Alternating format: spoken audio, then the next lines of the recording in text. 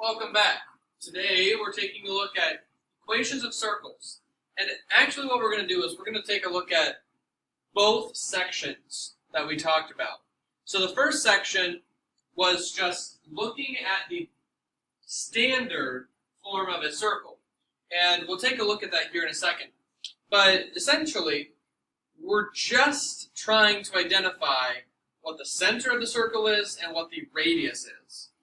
The second part of the video is going to be converting something from general form into standard, and we'll run through an example of that. But, as we can see here, we have the general form of a circle, and we have the standard form of a circle. Right here is our standard. And what we learned was that we can actually identify the center and the radius really quickly. The center of a circle is the point HK. And the radius is simply R, just as we've seen before. Now, in the standard form of a circle, when we find the center, a nice easy way to identify what it's going to be is just change the signs on the inside of the parentheses. So, for example, let's assume that I have this as my equation.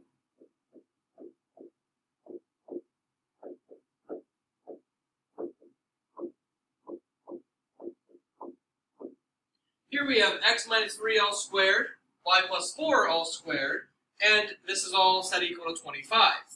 Let's come up with the center of the circle and the radius. Well, the center is going to be the opposite signs of the numbers in the parentheses. So it's x minus 3, which makes us positive. This is y plus 4, which means it's negative. And the radius is simply the square root of the number on the other side. So the square root of 25, which is 5. And that would be our radius. We see that the center of this circle is 3, negative 4, and the radius of our circle is 5.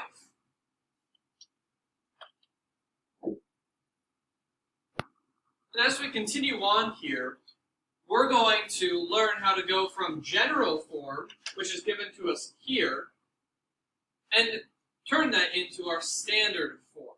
This does involve using completing the square. And as I said before, we're going to go through an example of this, and we'll see exactly this process and how to do this.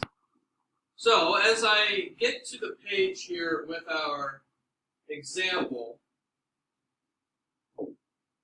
this one, we're going to take a look at the general form of our circle and convert it into standard. Our first step is always to move the constant term. So in this case, we want to take this positive 32 and subtract on both sides. This gives me x squared plus y squared plus 8x minus 12y equals negative 32. Our second step should be to get the x's with each other and the y's with each other. This is all commutative, so we can move around.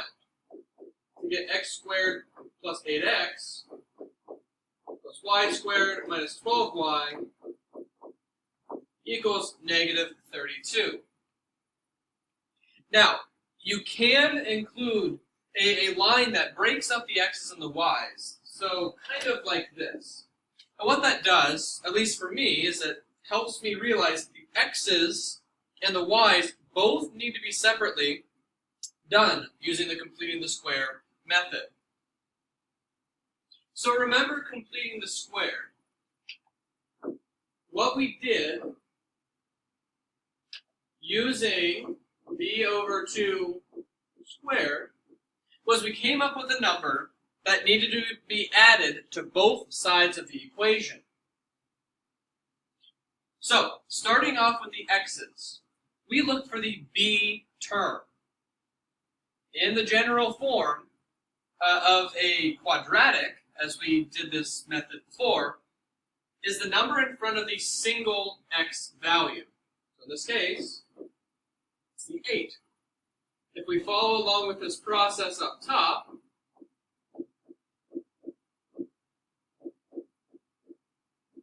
we get the number 16. So, what we need to do is, on the x part, is simply add a 16.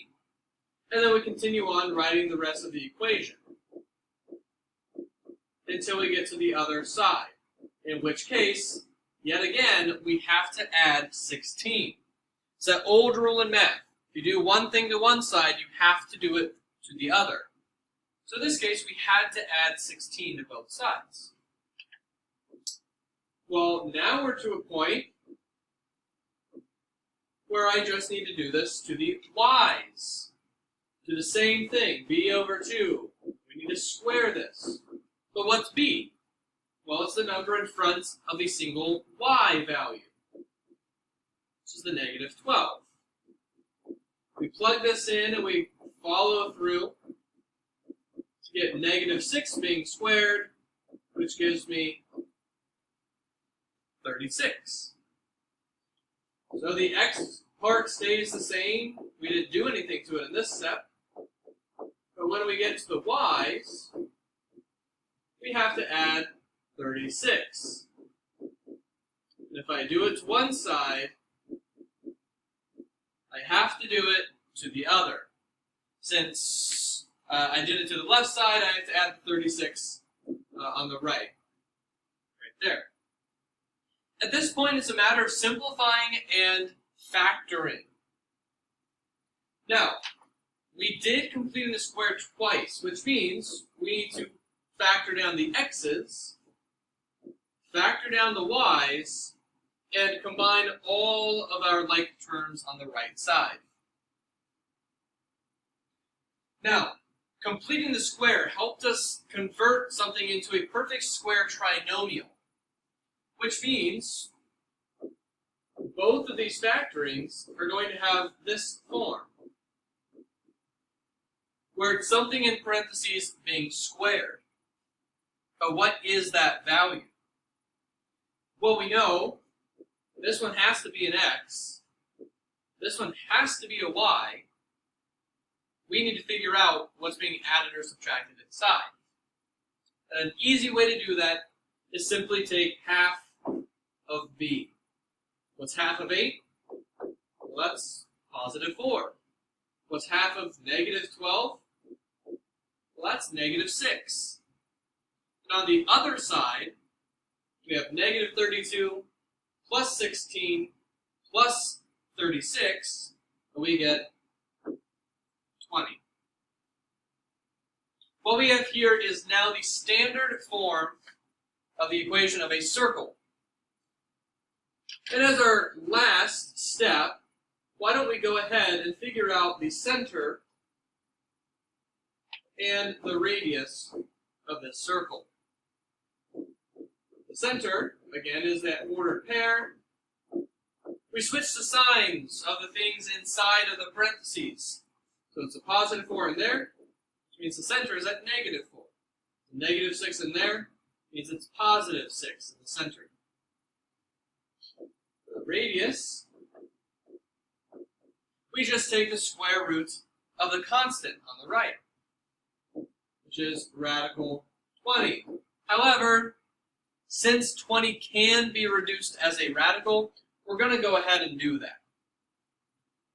Just to recap, we did the prime factorization of the 20, 5 and 4, 2 and 2, which means we can take out the 2 and leave the 5 in the radical. That is how we would convert something from general form into standard.